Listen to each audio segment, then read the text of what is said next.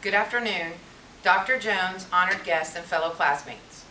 My name is Christine Gilbert, and I would like to sing you a song. Mary had a little lamb, little lamb, little lamb. Mary had a little lamb whose fleece was white as snow. I'm sure you're wondering why I sang that particular song, or even why I sang a song at all. The purpose of my presentation is to inform you of the progression of music media from the record to the MP3. I selected this topic because I was born during the record age and was able to watch the progression firsthand as I was growing up. It was an amazing progression to have witnessed. In this presentation, we will explore the history of recorded music and how the record was born. The progression from record to 8-track tapes, from 8-track tapes to cassette tapes, and from cassette tapes to compact discs, commonly known as CDs. Finally, I will discuss the conversion from the concrete to the abstract, so to speak. And from there, it's not a need to physically carry around music media separately. It can all be stored digitally in a computer file. The reference materials for this presentation include the following. Tom Holmes, The Rutledge Guide to Music Technology, New York, Rutledge, 2006, print. Sean Casey, producer, The History of the iPod, The History of the iPod on the Discovery Channel, Silver Springs, Maryland, aired 3rd January 2007, a television show. And The History of Music Players, ABC News. Editor, Clark McLeod, ABC, 16 May 2009. Accessed on the web, 15 June 2012. In 1877, American inventor Thomas Alva Edison created the phonograph. Using a short piece of tin foil mounted on a hand-crank cylinder, he spoke into the diaphragm from a telephone mouthpiece, which was connected to a stylus needle from a telegraph machine. According to Holmes, his voice created vibrations in the stylus which etched out, scratched on the tin foil.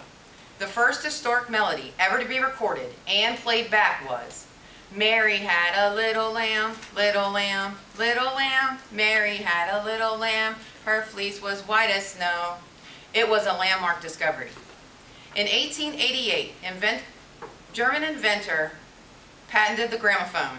It was similar to Edison's machines, however. As the phonograph used cylinders to record sounds, the gramophone used flat discs.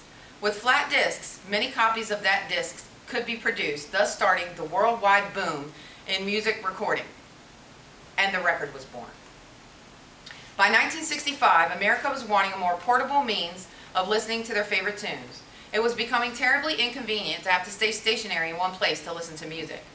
Record players were big and bulky and could not be played unless a power outlet was available.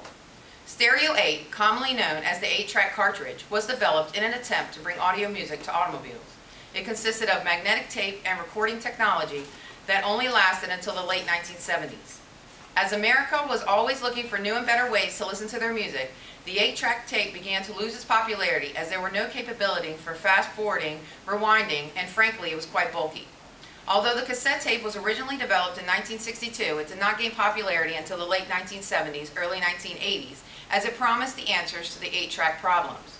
It was smaller than the 8-track tape and, according to ABC News, the cassette was originally dubbed the compact cassette for its smaller size. Initially designed for dictation, it transitioned as a groundbreaking new music media and eventually supplanted the 8-track tape as the new popular media format. It allowed for recording, fast-forwarding, rewinding, and best yet, it was small enough to be portable, completely portable. In 1979, Sony introduced the first truly self-contained portable music system, the TPS-L2 Walkman cassette player, known simply as the Sony Walkman.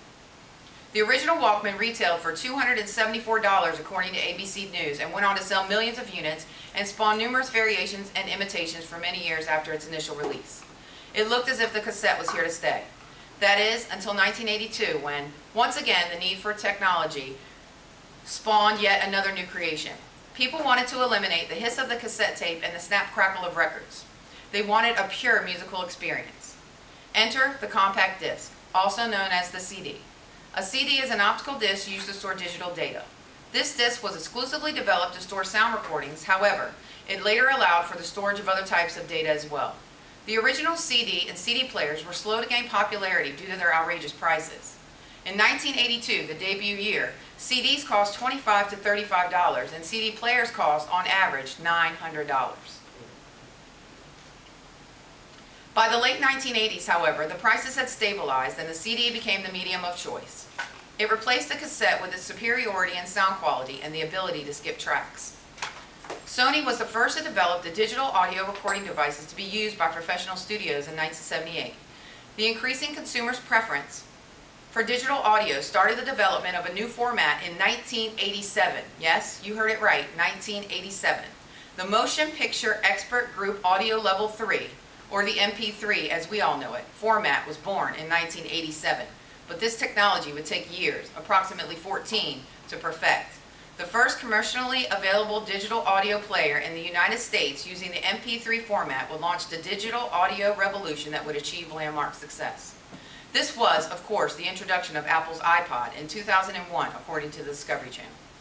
The original iPod donned a 5 gigabyte hard drive and was marketed by Steve Jobs as 1,000 songs in your pocket.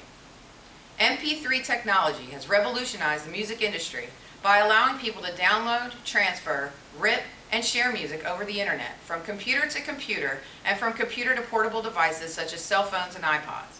It is virtually not impossible to carry your entire music collection in your pocket wherever you go. Are there any questions? No. Apple's persistent innovations and innumerable other manufacturers' technological research and development means it's anyone's guess what the future holds for digital audio. For now, it has been worthwhile to look back at the short 150-year history and see how far, technologically speaking, we have already come.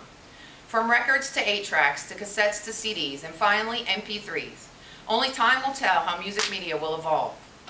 With innovations like touchscreens, high-definition video playback, wireless streaming, microchips, and more on the horizon, the first 50 years were just the beginning. Thank you.